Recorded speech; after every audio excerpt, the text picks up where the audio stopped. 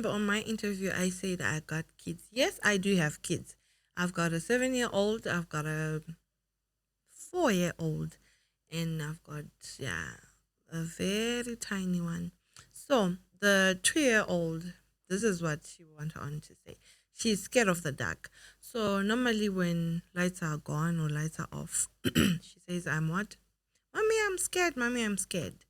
And then I always tell her that, don't worry, Jesus is with you. And then the other day she asked me, where is Jesus? I don't see him. And I told her, no, Jesus is in your heart.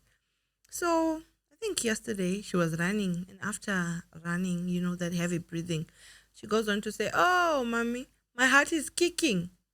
My heart is kicking. I think Jesus is kicking my heart. Why is Jesus kicking my heart? Those beautiful moments when you have your kids and you have your they are everything to you. They give you joy. Yeah, they are stressful at times. But my question is, how does a parent turn from being this mom or this dad who enjoys the company of their children? Or how do you even choose your children to say this becomes my favorite? Because to me, they're all my kids and I love them the same. They're different people, different personalities, and they bring in something that is different. Yeah, guys, welcome to Lais Corner. Kwatinotaura gango renyaya. We have different episodes that we talk about different things. Welcome today to yet another episode that we are going to be talking about the odd child, or should I say the odd sibling. My name is Shumi Ayele Majga. I welcome you to this channel. So getting into our story, how do you choose? That's the question. How do you choose? How do you select your kids? How do you say this one is better than this one? And yet we are all different people. So here's a scenario. Towards my wedding, a gown comes and then the owner of the gown hasn't even tried the gown.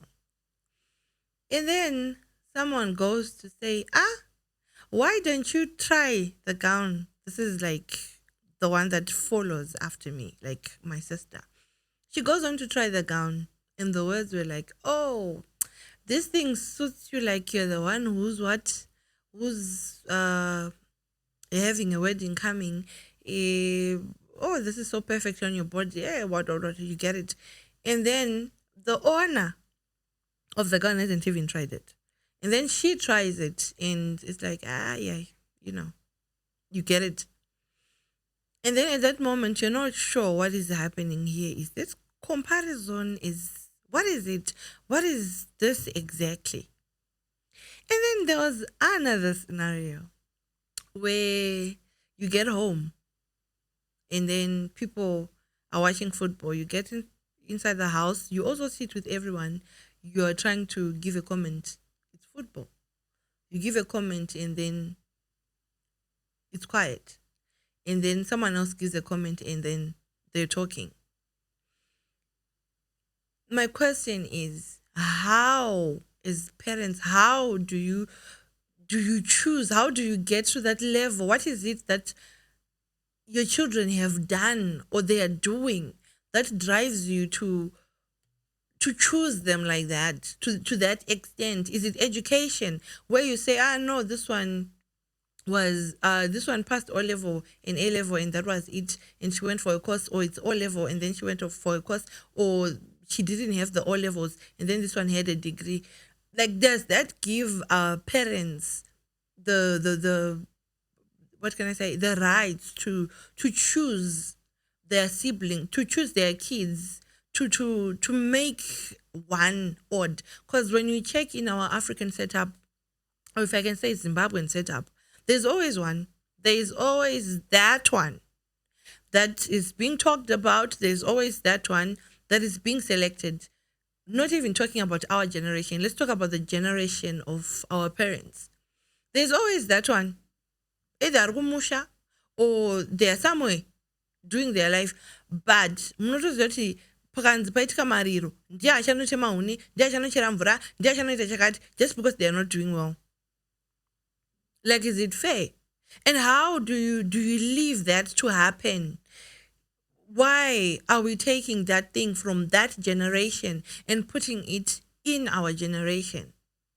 Because for me personally, I do not see myself selecting my kids or making them break because of me, to the extent that it's clear. When you're growing up and maybe you're only boys in your family, and then you share clothes, you share shoes, you make it work, depending with kuti munowana mari sei kumhuri kwenyu or kumba kwenyu. And then there is this one and only sibling. When he tries to touch bhutsu dzevamwe, anoudzwa kunzi no. When he tries to reach out to this, it's a no. And maybe later on in life, this person can make it. This person is able to take care of themselves. When the other ones try to get those things, it's fine. So my question is, how do you differentiate these people? Or what is it that they have done that makes parents choose to say, not this one, that one, not this one, that one? There was a funny scenario that I know. There was a prophet. So there were sisters at church, and then there was a prophet. And then the prophet comes in, and then he gives prophecy to the odd one, not the favored one. After he gives that prophecy, the mother goes on to say, I think you meant this one. Not really wamaudza uyu prophecy kuti she shall succeed in this category and this area in her life. I think this one ndiye anofitwa nazvo. How does a mother get to that extent kuti vana vako vaukatakura 9 months vese vaukaisira effort as they were growing up? How do you just change from nowhere? And already you just change and you're breaking that person you wanted to make. Like, where does it come from? How do you choose the favorite child? How do you choose the odd one out?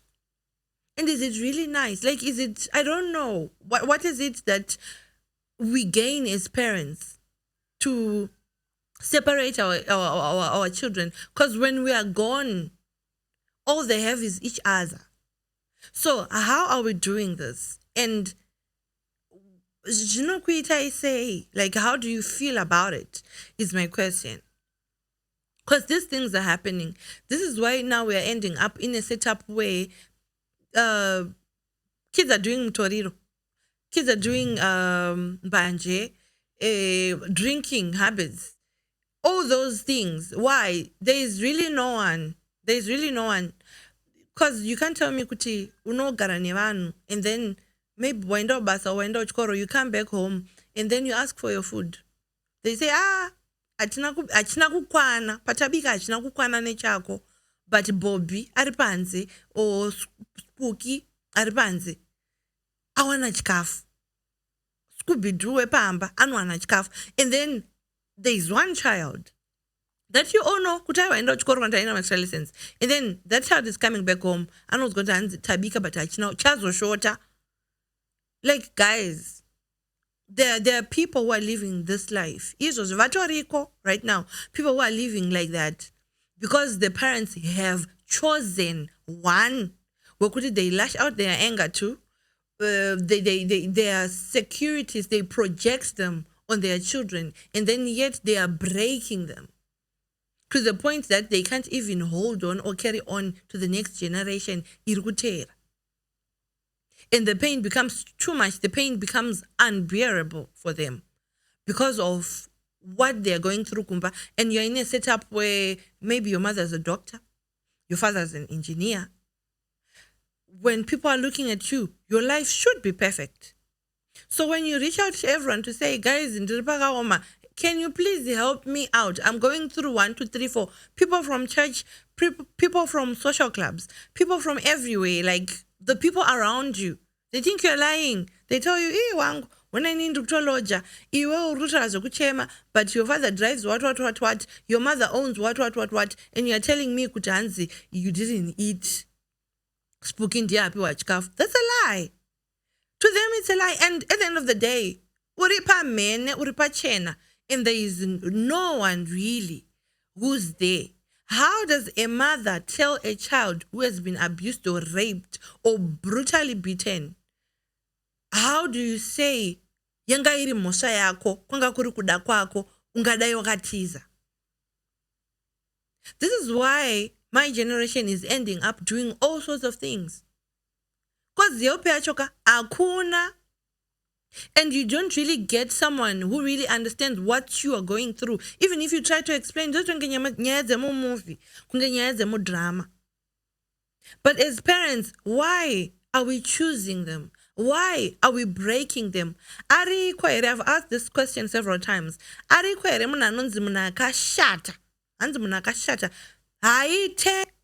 of who can have semi-personalities. We're put in another place, they are accepted, they are loved. Mvamuna right. But akangoya kumba chet. Aite muna akashata. And then mude. And then there is this black sheep, there is this sibling. Ariko vangwache especially iyo age group iyo kumberi kweda. I think 70s and 60s. Amusha erombe mumba. Why? Because the other siblings broke that person instead of building them and trying to comfort them. And these are the consequences of the decisions that they made. Those are.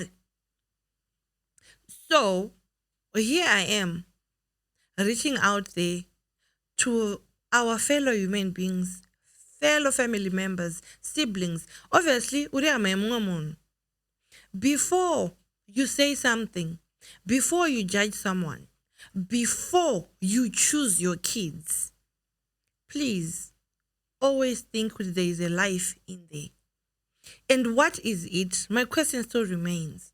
What is it that makes them odd? So if you have an answer to what I'm asking, hit us in the comment section. Let us know what you think. Let us know what is happening. So maybe we can get closure. Maybe we can understand what it is really that is happening in the society. And maybe we can get solutions to avoid drugs, to avoid abuse, and all sorts of things. This is ILA on Voice Amplified Network. We'll meet you next time on Lace Corner.